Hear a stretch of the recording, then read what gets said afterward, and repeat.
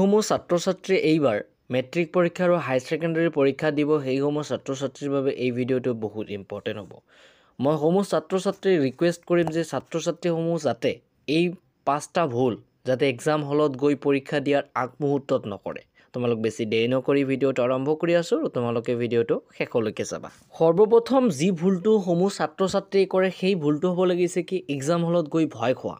অৰ্থাৎ এক্সাম হলত গৈ তোমালোকে নানান কথা ভাবি থাকা যে এক্সটাৰ্নেলজন বা কেনেকুৱা আহে, পৰীক্ষা বা কেনেকুৱা হয়, ইংলিছ পেপাৰখন বা কেনেকুৱা হয়।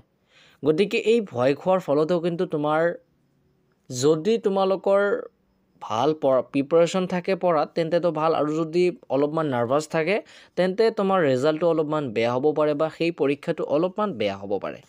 গতিকে 1 নম্বৰত এই ভুলটো তোমালোকে নকৰিবা। আগত কৰিছা বেলেগ পৰীক্ষাত, কিন্তু এই পৰীক্ষাটো আৰু নকৰিবা, কাৰণ এইটো তোমালোকৰ জীৱনৰ এইটো কিবা এটা ধাপ তোমালোকে উত্তীৰ্ণ হ'বলৈ গৈ আছে। গতিকে এই সময়ত এইবোৰ ভয় নাখাবা, ঠিক আছে। এক্সাম হলত গৈ কোনো ভয় খোৱাৰ দৰকাৰ নাই, পৰীক্ষা দিবা ভালকৈ, ঠিক আছে। এইটোৱে।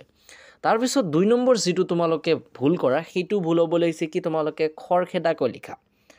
অৰ্থাৎ নাজানো তোমালোকক মই দেখিছোঁ বহুত ছাত্ৰ ছাত্ৰীকে মানে একেবাৰে ইমান স্পীডত লিখা আৰম্ভ কৰে, আৰু তোমালোকৰ অলপমান ভুল আছে। মানে গাঁৱত কেতবোৰ মানুহ থাকে যে পৰীক্ষাত গৈ একেবাৰে স্পীডত লিখিবা নহ'লে টাইম নাপাবা। আৰে যদি ভালকৈ নিলিখা স্পীডত লিখিলা ঠিকে আছে, স্পীডত লিখোঁতে এতিয়া ধৰা টাইম মেইনটেইন কৰোঁতে 3টাই হ'ল ভুল, 5টা লিখিলা 3টাই হ'ল ভুল, 2টা হ'ল শুদ্ধ, 2টাৰ শুদ্ধ হৈ লাভ নাইতো, মাৰ্ক একেবাৰে কাটি দিব। গতিকে ভালকৈ লিখিবা, আকৌ একেবাৰে লাহে লাহে নিলিখিবা, মানে যিটো তোমাৰ লিখাৰ দৰকাৰ বা সুন্দৰকৈ লিখিবা। হেণ্ডৰাইটিঙৰ ওপৰতো তোমালোকৰ মাৰ্ক থাকে, গতিকে খৰখেদাকৈ নিলিখিবা। আগত যি ভুল কৰিছে এতিয়া আৰু এইটো কৰিব নালাগে। 3 নম্বৰত যিটো ভুল কৰা তোমালোকে, এই ভুলটো তোমালোকে কেতিয়াও নকৰিবা। তোমালোকৰ ভুলটো হ'ব লাগিছে কি তোমালোকৰ এক্সটাৰ্নেলজন যিজন থাকে, এক্সটাৰ্নেল যদি ওচৰত চাপি আহে তেন্তে তোমালোকে ভয় খোৱা। এক্সটাৰ্নেলবোৰৰ কামেই তেনেকুৱা, মানে তোমালোকক ভয় খোৱাটো হৈছে এক্সটাৰ্নেলৰ কাম। গতিকে এক্সটাৰ্নেল আহিলে ভয় খাব নালাগে। এক্সটাৰ্নেল ঠাইত আছে, তোমাৰ ঠাইত তুমি আছে, গতিকে ভালকৈ পৰীক্ষা দিব লাগে, কোনো কথা নাই, ঠিক আছে। তাৰপিছত 4 নম্বৰ, নিজকে নাৰ্ভাছ ফিল নকৰিবা। নিজকে তোমালোকে নাৰ্ভাছ ফিল কৰি থাকা, বা যদি নিজকে নাৰ্ভাছ ফিল কৰি থাকা তেন্তে তোমাৰ যিবোৰ প্ৰশ্নৰ উত্তৰ তোমালোকে পোৱা সেই প্ৰশ্নৰ উত্তৰো কিন্তু পাহৰি যাবা, লিখিব নোৱাৰিবা, পোৱা উত্তৰো লিখিব নোৱাৰিবা। মই বহুত ষ্টুডেণ্টক দেখিছোঁ পৰীক্ষা শেষ হৈ আহি মোক কল কৰিছিলে, ছাৰ মই পৰীক্ষা দিব পৰা নাই, পৰীক্ষাত মই সকলোবোৰ পাৰোঁ তথাপিও মোৰ মাৰ্ক ভাল অহা নাই। কাৰণ মই সুধিলোঁ কিয়? কয় ছাৰ মই নাৰ্ভাছ ফিল হৈ গৈছে, নাজানো তাত কি হৈ গৈছে, মই লিখিব পৰা নাই, সেই সকলোবোৰ মই পাওঁ। মই কমন দি দিছোঁ তেওঁক, তেওঁ এতিয়া নোৱাৰিলে। গতিকে এই নাৰ্ভাছ ফিলটো যাতে তোমাৰ নহয়। আগত যদিও হৈছে কিন্তু এতিয়া আৰু হ'ব নালাগে। এক্সাম হলত একেবাৰে নিজকে প্ৰাউড ফিল কৰি থাকিবা যে মই পাৰিম, সকলোবোৰ পাৰিম, পৰীক্ষা মই ভালকৈ দিম। নিজৰ মনত এটা বিশ্বাসযোগ্য এটা স্থান গঢ়ি তুলিবা যে তুমি পৰীক্ষাত উত্তীৰ্ণ হ'ব পাৰিবা। মই 100ৰ ভিতৰত 100% গেৰাণ্টি দিম, যদি 100জন ছাত্ৰ ছাত্ৰীয়ে পৰীক্ষা দিয়ে 99 ক'লে ভুল হ'ব, 100ৰ ভিতৰত 90জন ছাত্ৰ ছাত্ৰীয়ে এইটো প্ৰশ্ন কৰি থাকে যে মই ইংৰাজী পৰীক্ষাত পাছ হ'ম নে নাই। এইটো প্ৰশ্ন তেওঁৰ মাথাত ঘূৰি থাকে। গতিকে এই প্ৰশ্নটো ঘূৰাতকৈ নাঘূৰাটোৱে বহুত ভাল, কাৰণ সেই কথাটো ঘূৰি যদি যিটো এনচাৰ পোৱা সেইটো এনচাৰে পাহৰি যোৱা, লাভ কি হ'ব? তোমাৰ পৰীক্ষাই দিয়া নহ'ব, পাছো কৰা নহ'ব, এনেই ফেইল হ'বা। গতিকে নিজকে নাৰ্ভাছ ফিল নকৰিবা। তাৰপিছত 5 নম্বৰত তোমালোকে এই ভুলটো কেতিয়াও নকৰিবা। আগৰ এক্সামত বহুতো ছাত্ৰ ছাত্ৰী এই ভুলটো কৰিছে, 100% গেৰাণ্টি মই দিম।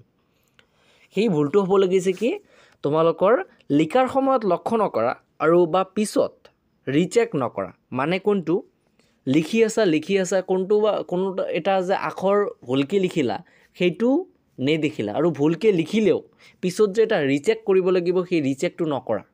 গতিকে তোমালোকে একেবাৰে ভালকৈ লিখিবা, তাৰপিছত ৰিচেক কৰিবা। আৰু তোমালোকৰ এটা ভুল আছে, সেই ভুলটো হ'ব লাগিছে কি লিখাৰ সময়ত ধৰি লোৱা কোনো এটা ভুলত তোমালোকে একেবাৰে কাটি দিয়ে থাকা, কলম একেবাৰে মানে তাত দাগাই থাকা যে অলপমান বেয়া দেখা যাব। যদি ভুল হয় তেন্তে এটা মাত্ৰ টান দিবা হৈ যাব, ঠিক আছে, বা এটা গ'ল চিন দি দিয়া হৈ যাব। গ'ল চিন নিদিবা, গ'ল চিন দিয়াটো এক্সামিনাৰৰ কাম, তোমাৰ কাম নহয়। গতিকে এটা টান দিলে হৈ গ'ল, লিখাৰ মাজে এটা টান দিলে হৈ গ'ল, ঠিক আছে। আৰু কোনটো ভুল কৰা?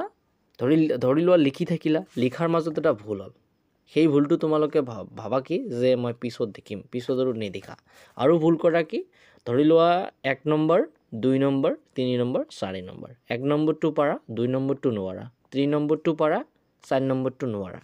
এনেকৈ এই যে 1 আৰু 3 লিখিলা, 2 নম্বৰটো যে লিখা নাই, এই 2 নম্বৰটো নিলিখাৰ ফলত তোমালোকৰ যে পিছত তুমি ভাবি আছা যে মই পিছত লিখিম, এই পিছত কিন্তু তুমি পাহৰি যোৱা। গতিকে যদি 2 নম্বৰ লিখা নাই তেন্তে এটা মাৰ্ক কৰি দিবা বা গোল চিন দি ৰাখিবা যে মই 2 নম্বৰটো লিখা নাই, পিছত লিখিবা। সেইকাৰণে তোমালোকৰ লিখাৰ সময়ত লিখাৰ সময়ত লক্ষ্য কৰিব লাগিব আৰু তাৰ পিছে পিছে তোমালোকৰ ৰিচেক কৰিব লাগিব। এক্সামৰ 10 মিনিট বা 20 মিনিট আগতে তোমালোকে ৰিচেক কৰিবা, নহ'লে কিন্তু তোমালোকৰ মাৰ্ক কমি যাব।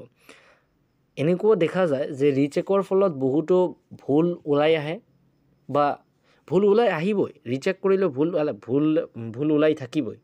যদি কোনো এখন পেপাৰ তোমালোকে 100 বাৰ দেখা, 100 বাৰত যদি ভুল বাহিৰ হৈ থাকে তেন্তে 101 বাৰ যদি চোৱা তাতো কিন্তু এটা ভুল আহিবই। গতিকে ৰিচেক কৰা তোমালোকৰ বহুত গুৰুত্বপূৰ্ণ এটা কাম, গতিকে তোমালোকে ৰিচেক কৰিব। তো ছাত্ৰ ছাত্ৰীসকল, এই ভুলবিলাক তোমালোকে এক্সাম হলত গৈ কেতিয়াও নকৰিবা। এই ভুলবিলাক কৰাৰ ফলতো কিন্তু তোমালোকৰ ৰিজাল্ট বেয়া হ'ব পাৰে। ঠিক আছে, মই আশা কৰোঁ সমূহ ছাত্ৰ ছাত্ৰীৰ ৰিজাল্টটো যাতে তেওঁলোকৰ মনৰ নিচিনা হয়। গতিকে ভালকৈ পঢ়ি থাকা। পৰীক্ষালৈ আৰু হায়াৰ ছেকেণ্ডেৰী পৰীক্ষালৈ মাত্ৰ 2 দিন আছে, 2 দিনে ধৰি লোৱা।